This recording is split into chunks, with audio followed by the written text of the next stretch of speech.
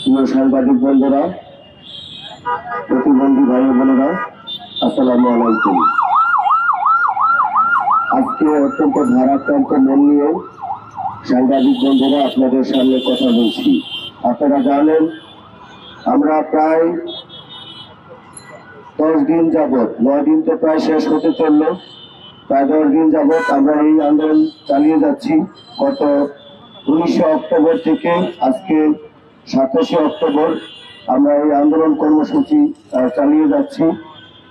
আমরা যারা এখানে অবস্থান করছি তারা হচ্ছে বাংলাদেশের স্বনামধন্য ঢাকা বিশ্ববিদ্যালয়, চট্টগ্রাম, রাজশাহী, খুলনা, জাহাঙ্গীরনগর বিশ্ববিদ্যালয়, এই ধরনের পাবলিক বিশ্ববিদ্যালয় থেকে পাশ করা গ্রাজুয়েটরি, স্নাতক ও স্নাতকোত্তর সম্পূর্ণ করা ছেলে মেয়েরা এখানে আন্দোলন করছে। সম্মানিত সাংবাদিক বন্ধুরা, আপনারা দেখেছেন গতকাল আমাদের এই আন্দোলনকারীদের উপরে কি নগ্ন এবং পৈশাচিক পুলিশি হামলা হয়েছে। পাশাপাশি এখানে মানে সাধারণ যারা আছে বলছে পুলিশ সাধারণ, কিন্তু আমার কাছে মনে হয় না এরা সাধারণ। হয়তো পুলিশেরই ইন্ধনে কিছু মানুষ আমাদেরকে আক্রমণ করেছে। আপনারা দেখবেন ডেইলি স্টারের ফ্রন্ট পেজে আজকে যে ডেইলি স্টার পত্রিকা প্রকাশিত হয়েছে, এই পত্রিকার প্রথম পাতায় আমাদের এই ছবি এবং তারা আমাদের উপর আক্রমণ করেছে সেই ছবি রয়েছে। এখানে পুলিশ আছে, পুলিশের পাশাপাশি এগুলো কি ওই যে শাহবাগের কি ফুলের ব্যবসা করে না কি ব্যবসা করে,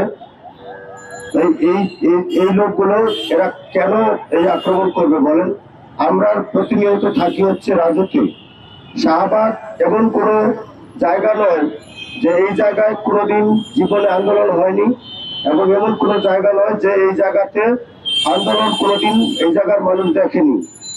শাহবাগে আন্দোলন হয়েছে। বাংলাদেশের যত আন্দোলন কর্মসূচি যখনই ঘোষণা করা হয় তখন এই শাহবাগকে কেন্দ্র করে আন্দোলনগুলো পরিচালিত হয়। তাহলে এই শাহবাগের লোক এই বিগত আমরা যে 19 তারিখ থেকে রাজপথে রয়েছি, কোনোদিনও তো শাহবাগের এই সমস্ত লোক আমাদের উপরে হামলা চালায়নি। গতকাল কেন আমাদের উপরে হামলা চালিয়েছে? আমাদের একটা দৃষ্টি প্রতিবন্ধী এক ভাইকে ধরে নিয়ে থানায় বেধড়ক পিটিয়েছে। পাশাপাশি ডেইলি স্টারের এক সাংবাদিক সেই মানে মারপিট করতেছিল, সেই ছবি তোলার কারণে তাকে আটকে রাখা হয়েছিল। তো মানে এত কিছু করার পরেও বাপের ওদের ছাড়ে না, এটা হচ্ছে একটা কথা, তার প্রমাণ। কারণ এই ছবি কিন্তু শেষ পর্যন্ত প্রকাশ হয়েই গেল। প্রথমে ডেইলি স্টার পত্রিকায় এই ছবি প্রকাশিত হয়েছে। প্রিয় সাংবাদিক বন্ধুরা, আমাদের এই যে দুর্দশা, আজকে দেখেন রাষ্ট্রে এমন একজন মানুষ আজকে রাষ্ট্রপ্রধান হিসেবে রাষ্ট্র দায়িত্ব পালন করছে, যার বিশ্বব্যাপী সুনাম ছড়িয়ে আছে, এবং তিনি বাংলাদেশে একমাত্র Nobel laureate doctor Mohammad Yunus sir, তিনি হচ্ছে রাষ্ট্র পরিচালনা করছেন। এই সময়ে এসে তার যখন স্লোগান হচ্ছে শূন্য দারিদ্র, শূন্য কার্বন, আজকে এই যে শূন্য বেকারত্ব, আজকে এই যে বেকার দৃষ্টি প্রতিবন্ধী মানুষরা, তারপরেও আমাদের এই বেকারত্বের এই যে 8টা দিন 9 দিন পার হয়ে গেল, এখনো পর্যন্ত তার সরকার থেকে কেউ আমাদেরকে দেখতে আসেনি, খোঁজ করতে আসেনি। এমনকি আমাদের ডাকসু থেকেও যোগাযোগ করা হচ্ছে, তারপরেও দেখা গেছে ওইভাবে রেসপন্স করতে চাচ্ছে না তারা। আমি কিছুক্ষণ আগে প্রধান উপদেষ্টার প্রেস সেক্রেটারি শফিকুর রহমান স্যারকে ফোন দিয়েছিলাম। মানে প্রথম ফোন বেজেছে, দ্বিতীয়বার দেওয়ার অর্ধেক বাজার পরে রিং হওয়ার পরে তিনি ফোন কেটে দিয়েছেন। হোয়াটসঅ্যাপে ফোন দিয়েছি, এখানে নিশ্চয়ই তিনি আমার ছবি দেখেছেন, এবং আমার ছবি দেখলে তিনি বুঝতে পারবেন যে এটি একজন দৃষ্টি প্রতিবন্ধী মানুষ।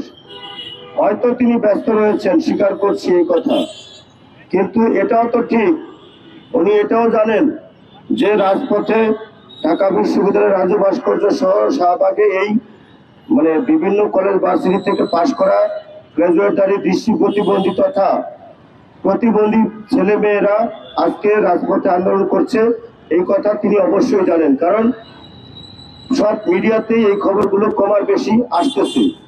তারপরেও হয়তোবা আমি জানি না তিনি কি করবেন, আপনারা নিশ্চয়ই অবগত আছেন। গতকালকে আমরা